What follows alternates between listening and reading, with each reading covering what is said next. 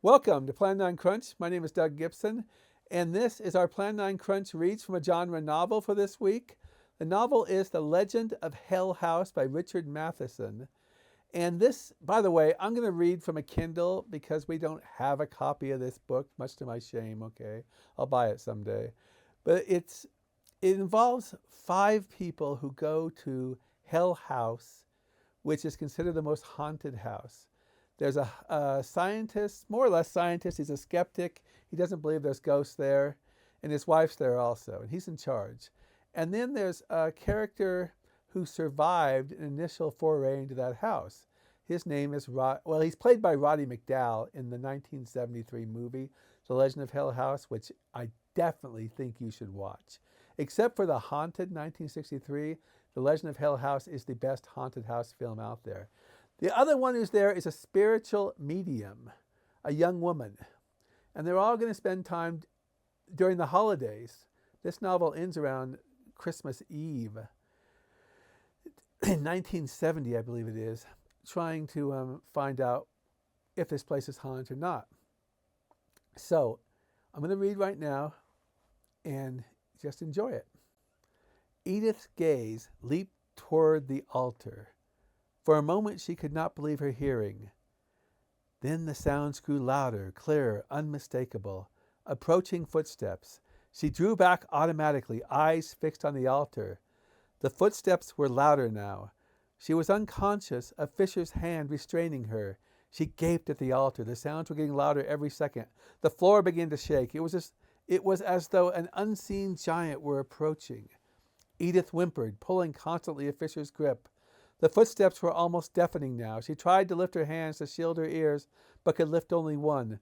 The chapel seemed to shudder with the thundering noises coming closer, closer.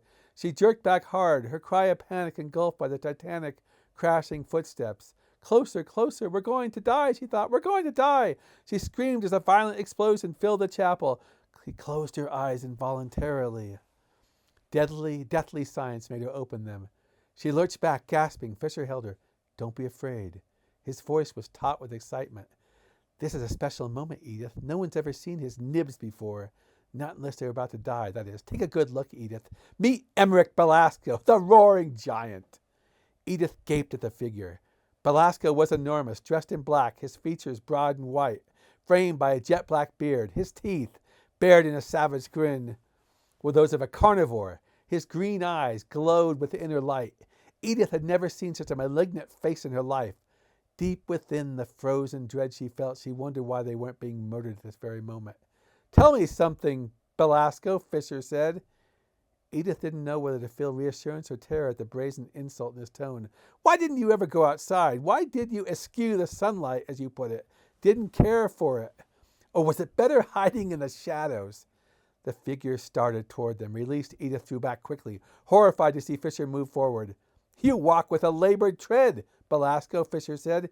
You dominate your movements at a cost, don't you? He shouted abruptly, fiercely, Don't you, Belasco! I'm going to stop right now. Belasco is the ghost. Fisher is the Roddy McDowall character. And you'll learn, if you read this book, Belasco, the evil apparition or force there's secret. So this is The Legend of Hell House. You can get it anywhere. It's still in print. And I highly recommend it. And try to find the 1973 movie. We interviewed, in the book 40 Cult Films,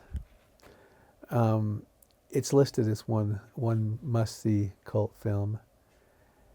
And this is Plan9Crunch Reads, a genre novel. I'm Doug Gibson again. We're at plan9crunch.com, our blog. We're at Plan9Crunch YouTube and TikTok, and Plan9Crunch podcast and blog at Facebook. Thank you very much, and that's a wrap.